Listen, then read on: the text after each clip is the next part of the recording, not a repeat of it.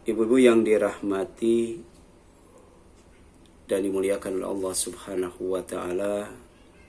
Alhamdulillah, di hari Senin pagi ini Allah masih memberkati kita kesehatan, kekuatan, kemudahan, kelapangan, kenikmatan dan ketaatan. Sehingga di tengah-tengah kesibukan kita beraktivitas, kita masih bisa menyisihkan sebagian waktu luang kita untuk thalabul ilmi dan silaturahim sebagai wasilah agar rizki kita diluaskan, umur kita dipanjangkan, dosa kita diampuni, kesalahan kita ditutupi, derajat kita diangkat, serta kemudahan menempuh perjalanan menuju sorga yang dijanjikan oleh Allah Subhanahu wa ta'ala. Ya, tema kajian kita pada pagi ini adalah tafsir surat Al-Fajr ayat 15 sampai 20 ya. Nah, di dalam surat Al-Fajr ayat 15 sampai 20 itu menjelaskan tentang 3 macam ujian yang diujikan oleh Allah kepada manusia, termasuk kita semuanya. Ya. Jadi di samping ketakutan al-khauf, di samping kelaparan al-ju, di samping kekurangan harta dan diri, ya, naksum minal amwal wal anfus wa thamarat, kekurangan harta, kekurangan diri, dan kekurangan buah-buahan. Manusia juga diuji oleh Allah SWT pertama dengan kemuliaan, karomah. Jadi kemuliaan itu ujian. Orang yang dimuliakan oleh Allah itulah orang yang sedang diuji oleh Allah. Yang kedua kesenangan, ya, ni'mah, ya.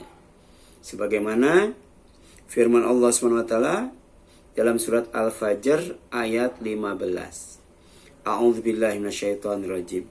Fa'ammal insanu, maka adapun manusia itu, idza mabtalahu rabbuhu, manakala diuji oleh Allah sebagai Robnya, fa'akramahu, Allah muliakan dia, wa na'amahu, Allah senangkan dia, fayaqulu, maka dia berkata, Rabbi, Tuhanku yaitu Allah, akramani, telah memuliakan aku. Ya. Jadi sombong, ya, ujub, ria dan takabur. Ya. Jadi itu bentuk ujian yang pertama dan kedua, ya, yaitu fa'akramahu wa na'amahu. Allah muliakan dia dan Allah senangkan dia. Ya. Kedudukannya tinggi, hartanya berlimpah ruah, ya. Banyak orang yang menghormati, banyak orang yang segan kepadanya, gampang nyuruh siapa saja, gampang nyuruh, ya, itu dan ini, ya, itu ujian. Ya. Tapi jangan sampai kemuliaan dan kesenangan itu membuat manusia sombong. Ya. Kemudian yang ketiga, jadi Allah juga menguji dengan keterbatasan rizki. Ya. Sebab manusia itu ada yang diluaskan rizkinya, ada juga yang dibatasi, disempitkan rizkinya. Ya. Dalam ayat ke-16-nya itu, wa amma, dan adapun, idza apabila mabtalahu, Allah menguji dia, yaitu manusia, faqadara alaihi rizqahu, Allah batasi rizkinya. Fayaqul, maka dia berkata, Robbi ahanan. Allah Tuhanku telah menghinakan aku. Jadi suudzon sama Allah. Putus asa itu dengan ujian ketika dibatasi rizkinya. Jadi ada orang yang hartanya berlimpah ruah, tapi ternyata tidak bisa membelikan makanan yang enak-enak, nggak bisa.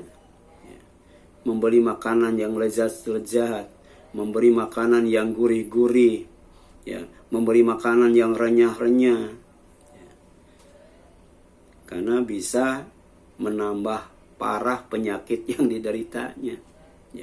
Kaya tapi sakit, jadi rezekinya dibatasi.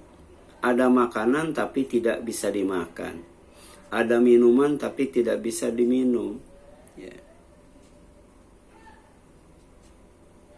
Makan daging kolesterol, minum manis diabetes, apalagi makan emping, asam urat, dan lain sebagainya. Jadi dibatasi rezekinya.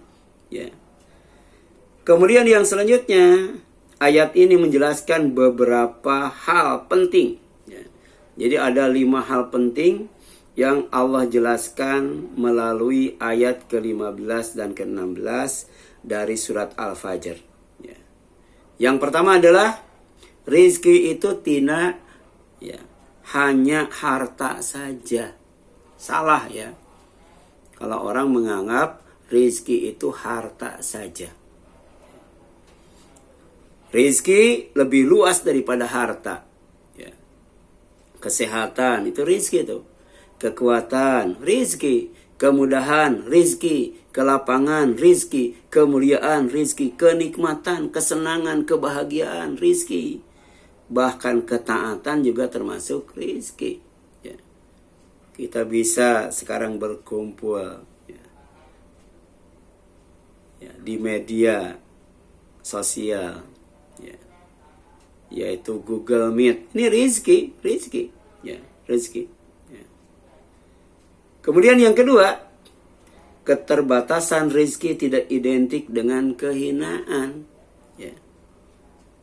Jadi terbatasnya rizki itu jangan dianggap sebagai sebuah kehinaan. Tadi, duitnya banyak, tapi makannya tidak bebas. Minumnya tidak bebas. Kemudian sehat, walafiat, tapi nggak punya duit. Dibatasi itu. Dan memang walaupun kita masak satu bakul, tetap yang dimakan kan satu piring. Kalau nambah 2 piring mungkin sampai 3 piring, nggak bisa dimakan satu bakul. Dibatasi. Tapi sekali lagi, keterbatasan rizki itu tidak identik dengan kehinaan. Jangan dikatakan itu dikutuk oleh Allah tuh. Itu dilaknat oleh Allah. Jangan itu. Allah tidak menghinakan hambanya dengan membatasi rizkinya. Jadi kalau ada orang yang dibatasi rizkinya, tidak berarti dia itu dihinakan oleh Allah. Kenapa? Karena keterbatasan rizki tidak menghalangi seseorang meraih kemuliaan. Bisa jadi rizkinya dibatasi, tapi hidupnya dimuliakan oleh Allah. Tidak menghalangi kesenangan. Dia miskin tapi bahagia. Bahagia dalam hidupnya itu. Dan yang kelima, Allah tidak pernah memiskinkan hambanya. Jadi tidak ada manusia yang dimiskinkan oleh Allah. Allah hanya menjadikan hambanya itu kaya, atau menjadikan hambanya itu puas dan cukup dengan pemberiannya. Jadi ada orang yang kaya, ada orang yang puas, ada orang yang cukup dengan pemberian Allah SWT. Tidak ada yang dimiskinkan oleh Allah. Coba lihat. Ini surat An-Najm 48. wa annahu huwa agna wa aqna. Dan sesungguhnya dialah yang memberikan kekayaan dan kecukupan. Ya. Jadi tidak ada kalimat ya Allah menganugerahkan kemiskinan. Yang Allah anugerahkan itu pertama kekayaan, dijadikan orang kaya. Atau kepuasan, dijadikan orang yang puas. Atau kecukupan, dijadikan orang yang cukup. Oleh karena itu, ya, Nabi Muhammad SAW bersabda, "Wardo, hendaklah kamu ridho, kamu senang, kamu bahagia, kamu puas bima qasamallahu laka, dengan apa yang Allah bagikan kepada kamu, dengan apa yang Allah berikan kepada kamu." Ya. Jadi semua manusia itu rezekinya sudah dibagi-bagi oleh Allah. Ya. Ada yang banyak, ada yang sedikit. Ya. Tapi dalam kenyataannya jangankan sedikit. Ada orang yang dikasih rezeki yang banyak masih saja kurang. Masih saja tidak cukup. Ya, ada itu. Tapi ada orang yang oleh Allah dikasih rezekinya sedikit, tapi ternyata cukup dan merasa puas dengan pemberian Allah. Takun agnanas. Ya. Orang yang seperti itu termasuk manusia yang paling kaya. Manusia yang paling kaya itu manusia yang merasa puas, merasa senang, merasa bahagia, merasa cukup dengan pemberian Allah. Ya. Itulah manusia yang paling kaya. Ya. Sedangkan manusia yang paling miskin adalah manusia yang tidak pernah merasa puas, merasa cukup, merasa senang, merasa bahagia. Ya. Dengan pemberian Allah Subhanahu wa ta'ala. Hadisnya riwayat Tirmidzi. Kemudian, apa yang menyebabkan manusia itu dihinakan? Ya. Tadi kan sudah jelaskan. Manusia dihinakan itu bukan karena dibatasi rezekinya. Allah jawab sendiri tuh dalam ayat ke-17, 18, 19, dan 20. Ya. Bahwa orang yang dihinakan oleh Allah SWT itu, ya, yang pertama tidak memuliakan anak yatim. Ya. Artinya apa? Tidak peduli dengan anak yatim. Tidak menyantuni anak yatim. Ya.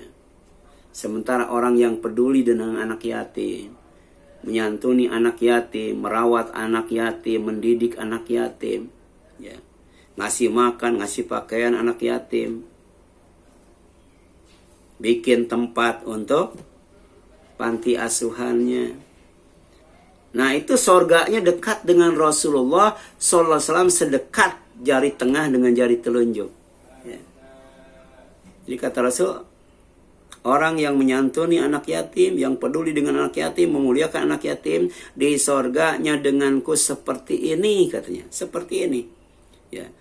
Sambil mengisyaratkan dengan tangan jari tengah dan tangan telunjuk. Ya. Saking dekatnya itu. Ya. Tapi Rasul juga pernah manggil orang yang biasa membantu Rasul untuk keperluan wudhu dan hajatnya. Gitu. Kemudian setelah datang, kata Rasul, "Sal, silahkan kamu minta." Kata orang itu, "Aku minta agar bisa menjadi teman engkau di sorga." Ya. Apa kata Rasul? "Bantu aku dengan memperbanyak sujud." Ya. Ya.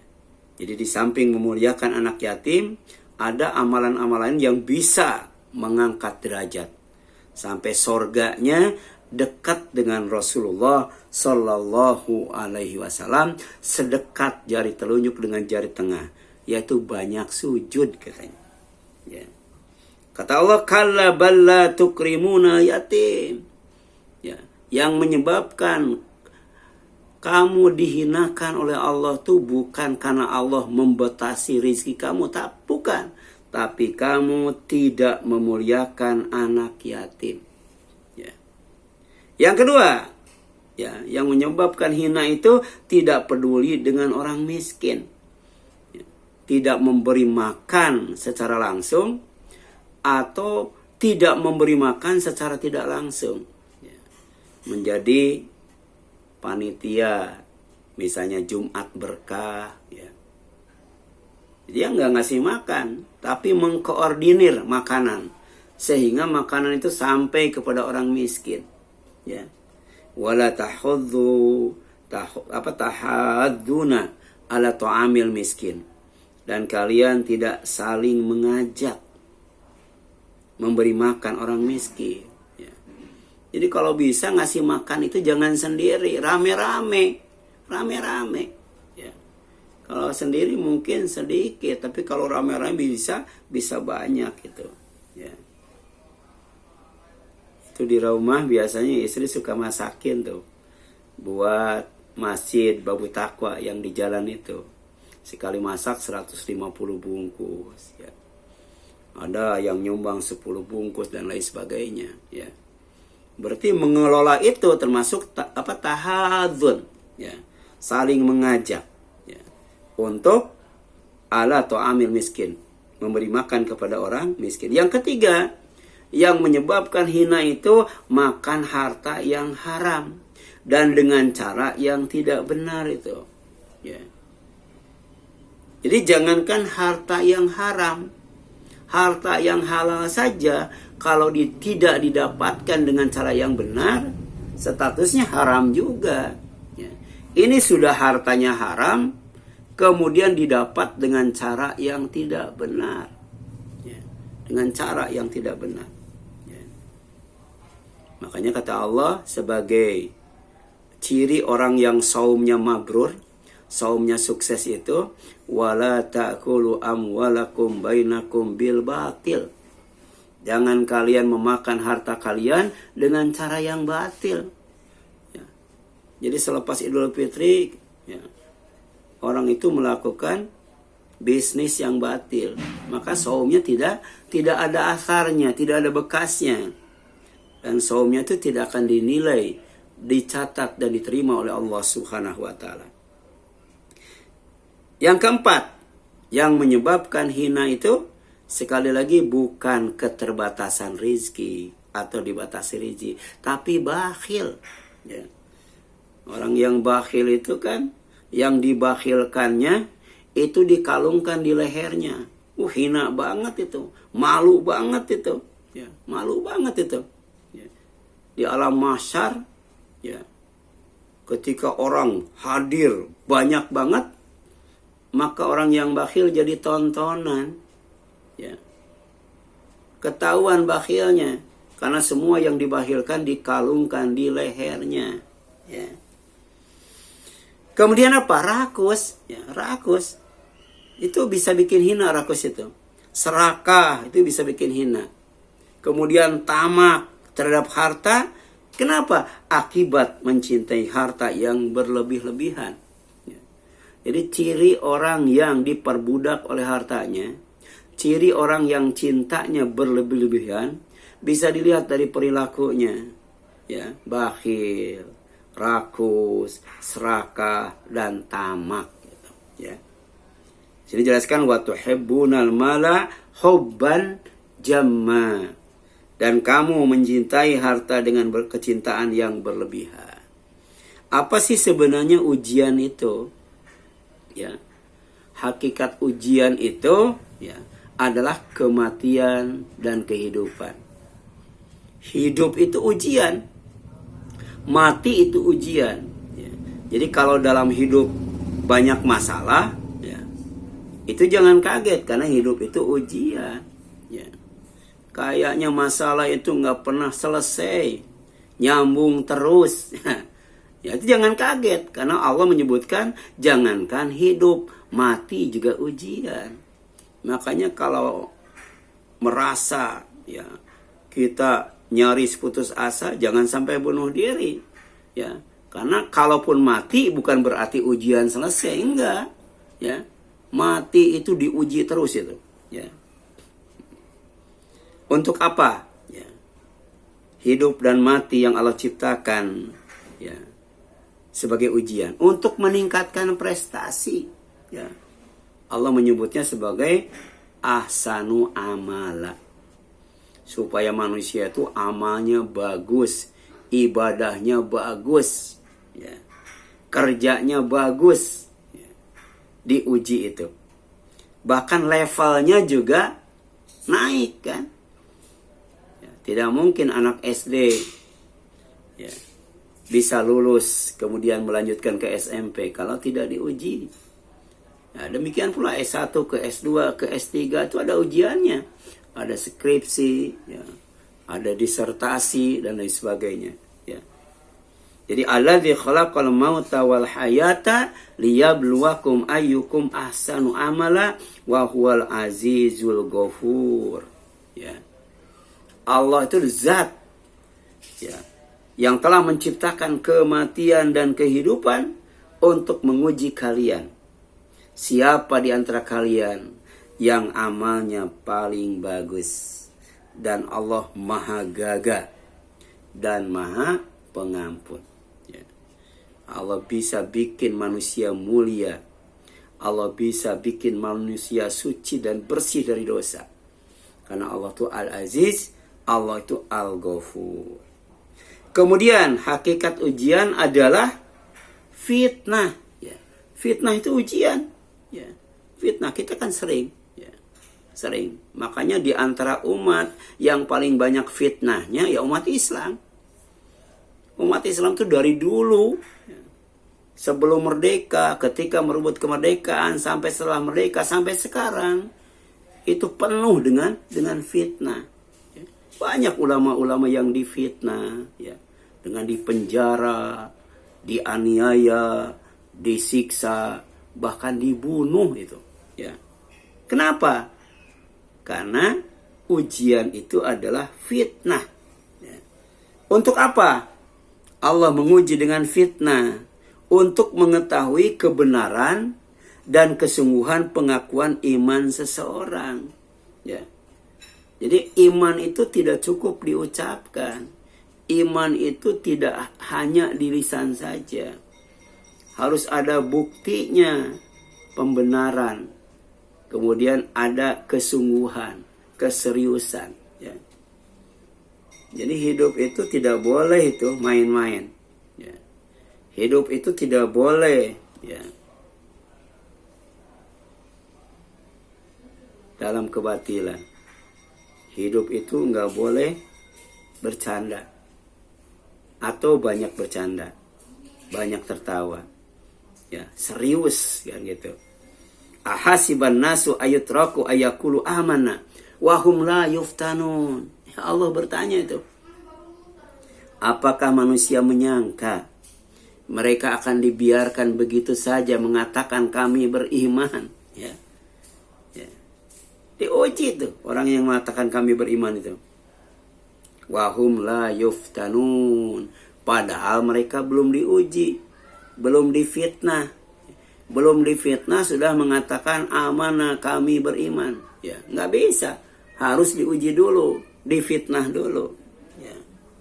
Walaqad dan sungguh fatanna kami sudah menguji, menimpakan fitnah alladzina min qablihim kepada orang-orang sebelum mereka. Bukan zaman kita saja. Bukan zaman Nabi Muhammad SAW. Ya. Zaman sebelum Rasul pun fitnah itu Allah timpakan kepada manusia untuk menguji kebenaran dan kesungguhannya dalam beriman. Ya. Fala ya'lamanna Allahu alladzina shadaku wa la ya'lamanna al-kadzibin. Maka Allah pasti benar-benar akan tahu orang yang benar dalam keimanannya dan orang yang bohong ya, dalam keimanannya. Ya.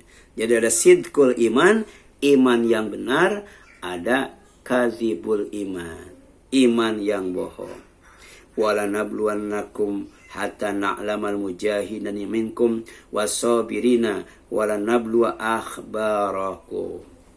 Dan ternyata ada 2 ujian lagi. Jadi semuanya 8 itu ujian tuh, ya. ketakutan, kelaparan, kekurangan, kemuliaan, kesenangan, keterbatasan rizki. Ditambah yang dua. Apa ujiannya itu? Ya, wasobirin, kesabaran.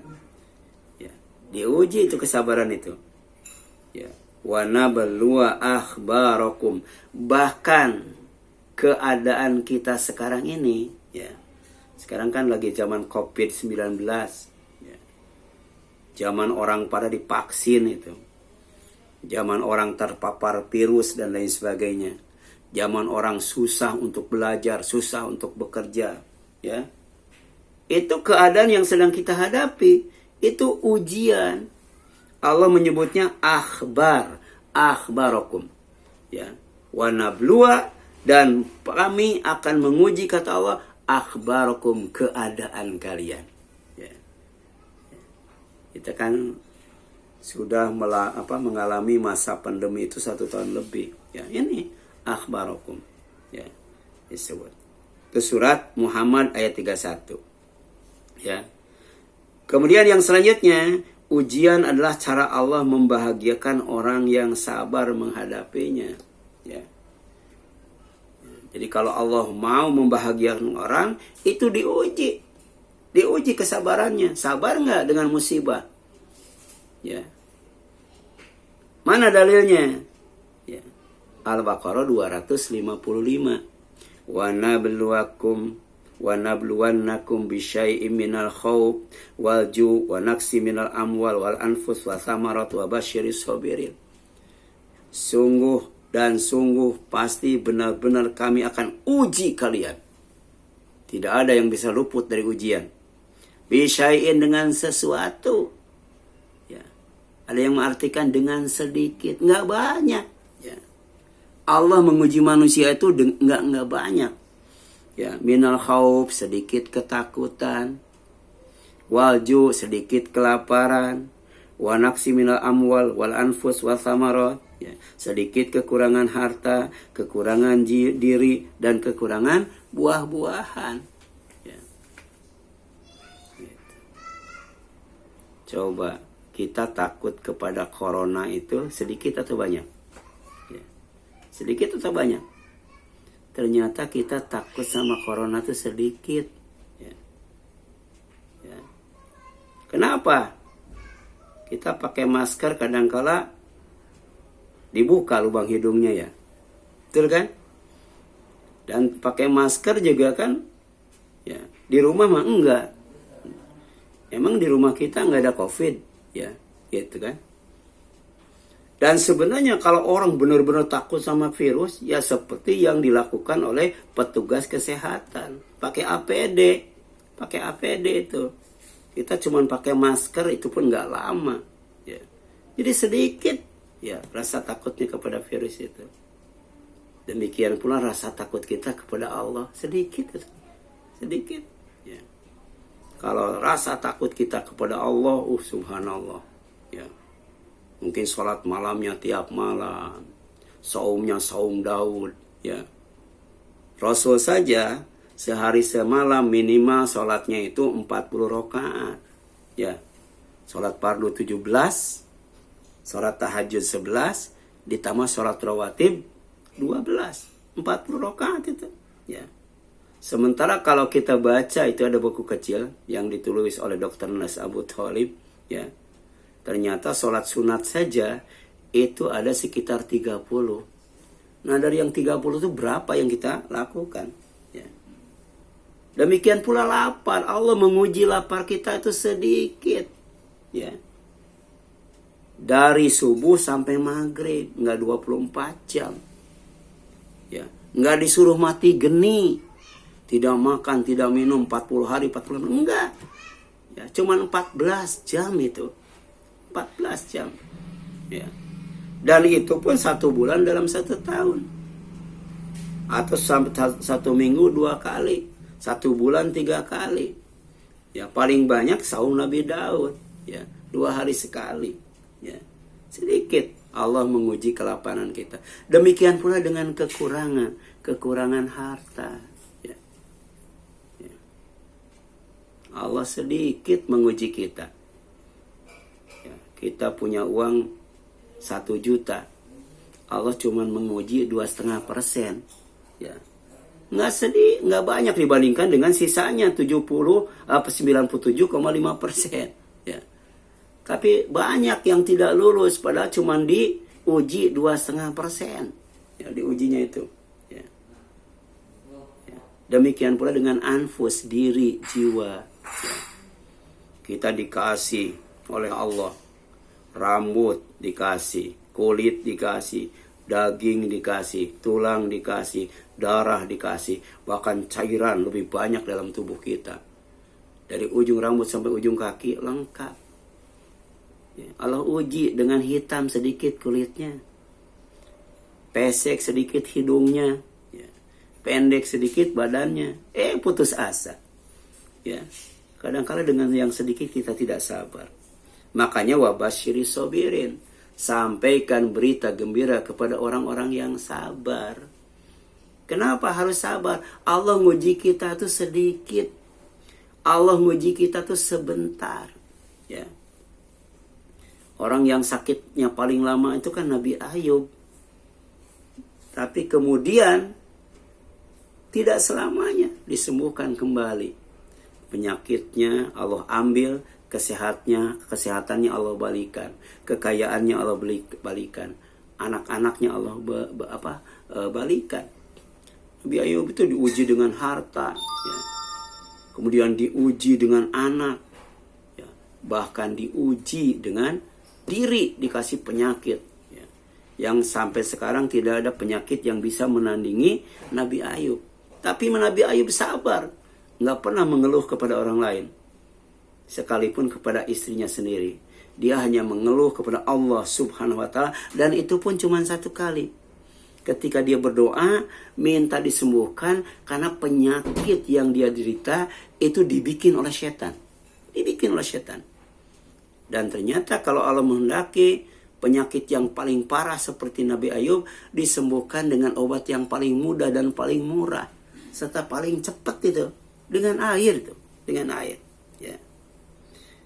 Kemudian yang selanjutnya, ya, alladzina idza asabatu musibah qalu inna lillahi wa inna ilaihi raji'un. Kita harus sabar ketika menghadapi musibah karena kita punya Allah, ya, punya Allah, ya. Gitu. Jadi kalau kita kaya, dikayakan oleh Allah. Ya. Kalau rizki kita terbatas, memang dibatasi oleh Allah. Harta itu punya Allah. Diberikan kepada kita, dititipkan kepada kita, dibagi-bagikan semuanya. Ya. Wa inna ilaihi rajiun, dan kami akan kembali. Ya. Jadi rizki yang Allah berikan kepada kita, ya, kita tinggalkan, rumah kita tinggalkan, ya, kebun kita tinggalkan, sawah kita tinggalkan, mobil kita tinggalkan. Kita cuman bawa badan yang dibungkus kain kafan beserta amal, ya, selama kita hidup, itu yang dibawa, ya. Makanya sabar. Gembira, jangan sedih, ya. Gitu.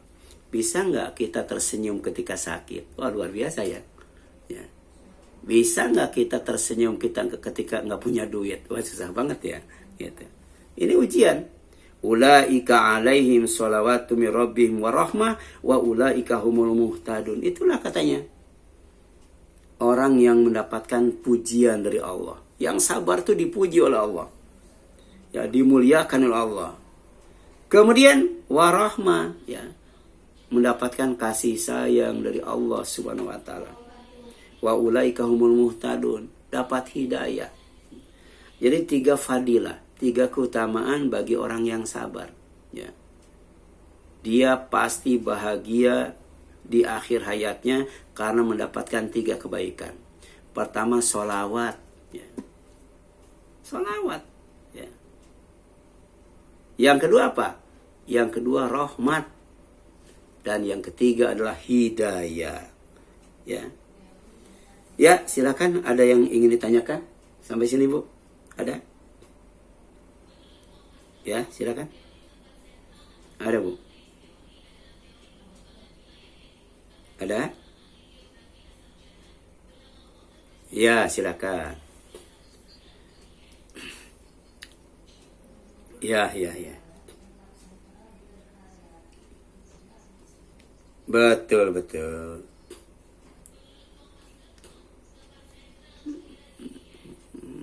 Iya, iya.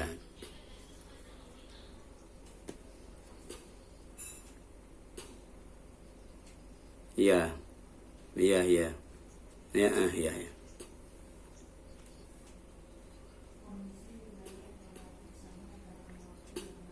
Ya.